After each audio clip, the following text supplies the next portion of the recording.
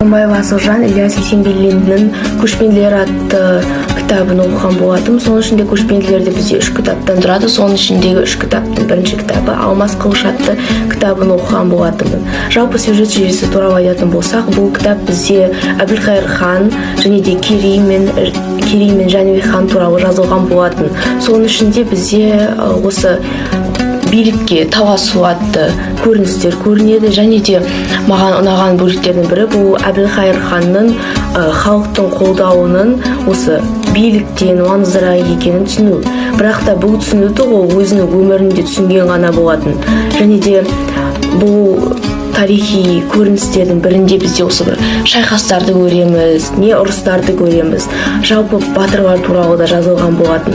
Әбілқайыр ханды өзінің тұлғалық тұстарынан да көруге болады.